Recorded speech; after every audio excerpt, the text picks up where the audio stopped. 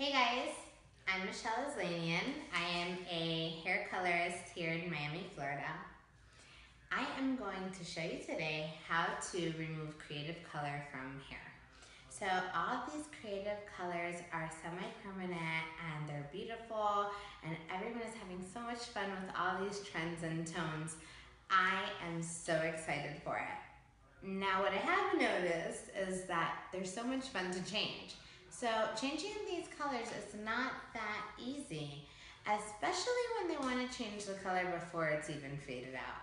Today you will see how I took my client's purple hair and was able to change it to a beautiful light blonde with no damage all in one session. I'll walk you through step by step on what needed to be done in order to be able to remove these colors.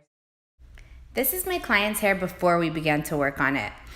As you see, it is very purple, and purple is not an easy color to get out of your hair. So I used Joico's Intensity Eraser, mixing it 1 to 2 part ratios, and I mixed it with 20 Developer. Now, you apply the product to the area that's colored, and they say that this product will work within 30 minutes, but I believe it works within 30 seconds. So I had to apply this really, really fast because I wanted to get an even color and I didn't want it to lighten too much in one area and then not enough in another area. So I tried to work pretty quickly, but as you see, it's already lightening in some areas. And what's ironic is when violet lightens, it doesn't really lighten to blonde, it lightens to green. So even though I got the violet out, I still ended up with a lot of green color in the hair, and we wanted to reach blonde.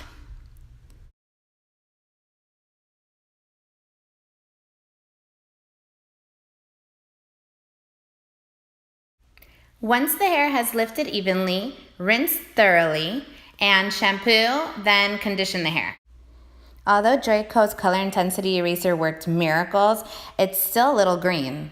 I know in order to balance green out, I'm going to need to use what's opposite of it on the color wheel. So this means I need to use something that has some copper and gold in it. I used Kenra's 8CG to deposit that color. Notice that I'm using a permanent color instead of a demi-permanent. And the reason being is that I don't want the hair to get too dark. I am depositing, but I also want to have a really light blonde at the end.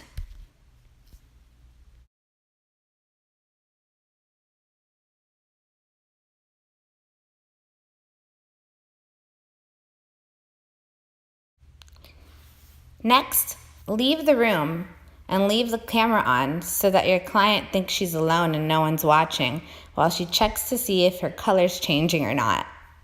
Just kidding. Come back, make her feel comfortable.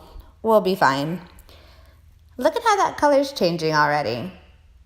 See how those coppers and golds really balance out with the green? Just with some knowledge and dedication, you can reach any color you desire. Now that our color is a lot closer to what we want it to be, we can start working on those roots. She definitely needed a touch-up. Working in really small sections, I did baby lights throughout my client's entire head. I made sure to only put lightener on new growth and to blend that lightener into the root so that I could get a seamless rooted blonde. You can shadow the root with a glaze, as I did here, for an even more seamless effect. I used Redken Shade ZQ in 6N.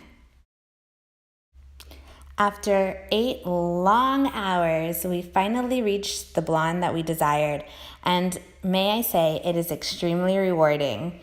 I was so happy to see that the blonde extensions that I put in her hair blended in perfectly, and now she has beautiful, long, healthy blonde hair.